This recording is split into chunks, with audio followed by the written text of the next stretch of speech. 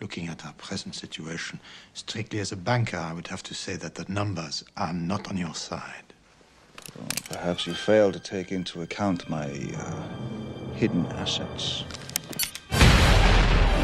You seem to have a small reversal of fortune. Give me the name. I can't tell you. Let's count to 3. You can do that, can't you? Right, okay, let's fucking do this.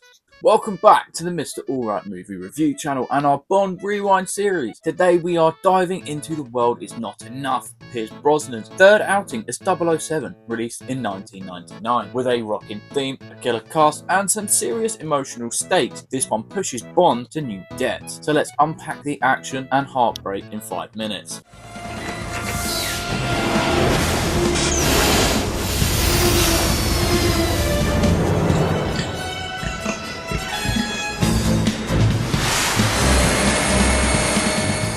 This film opens with Garbage's, kind of ironically named, The World Is Not Enough, a sultry electronica-infused banger that hit number 11 on UK charts. Shirley Manson's haunting vocals and pulsing beats perfectly match the film's mix of glamour and danger, echoing in the late 90s alt-rock vibe. It's a standout Bond theme in some people's opinions, but I don't know, this whole 90s Bond era music kind of just misses on me. Yeah, I don't know. I don't really like 90s music. You might hate me for that. Yeah, no, not my thing. It does set the tone though for this movie quite well. It's definitely a time capsule, that's for sure.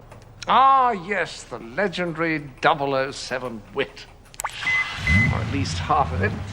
Pierce Brosnan delivers his most layered 007 yet, blending suave charm with raw vulnerability. In The World Is Not Enough, Bond's a protector haunted by past betrayals, showing cracks beneath his polished exterior, especially in his dynamic with Elektra.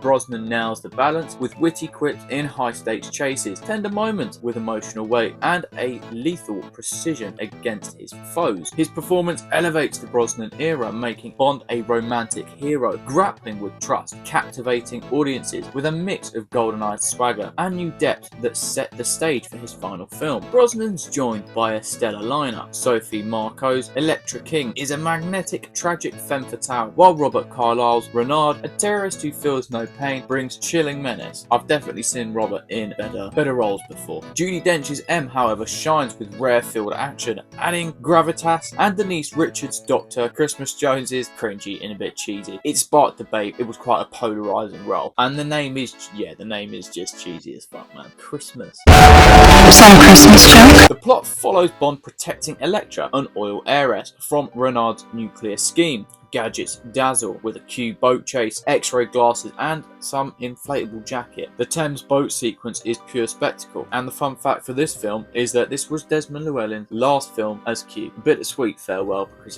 this film wasn't received that well. You're not retiring anytime soon, are you? Now pay attention, 007. I've always tried to teach you 2 things. First, never let them see you bleed. And the second? Always have an escape plan.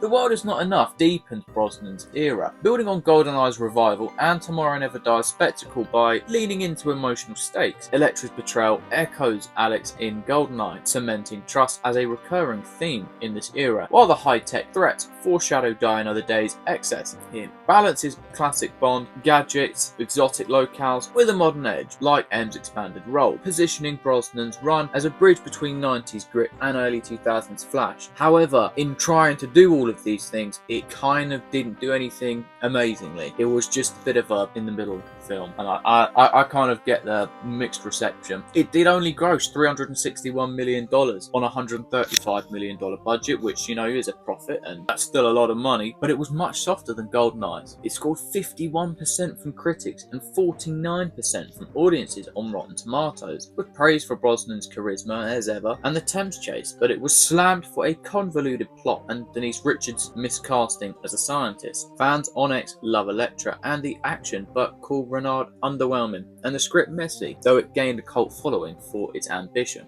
This one's a mixed one in my book. I've definitely grown to love the Brosnan era, but it's one that I could kind of watch over or not watch at all when rewatching them. The plot just gets too tangled, and Christmas Jones, it feels like stunt casting. But the heart and action, it is there. I'd only give it a 6 out of 10. It was okay, but didn't really take me anywhere that I thought, wow, I really want to watch this film again. You know, I've rated Quantum of Solace a 7 out of 10 because even though it's a really jarring watch with the constant cut, I do think it adds story to Daniel Craig's era, and I think it's a good movie. It bridges Casino Royale to Skyfall very well, whereas this film I just felt was, it was a bit of a miss, unfortunately. But that is The World Is Not Enough wrapped up, and next up is Die Another Day, Brosnan's big finale. If Bond Rewind has got you hooked so far, smash like and subscribe for our 26 episode series, where I rank all of the Bonds, all of the movies, and we're going to find out who did it best, and then we can decide who should do it next. If you also want to stick around and see what else I've got on my channel, you can check in the playlist below and watch through all my videos just by clicking the link. Another big thanks to Jagex as always for letting us use old school RuneScape music. I fucking love that game. I've been replaying it so much recently, sinking so many hours into it. So please subscribe so I can get a membership.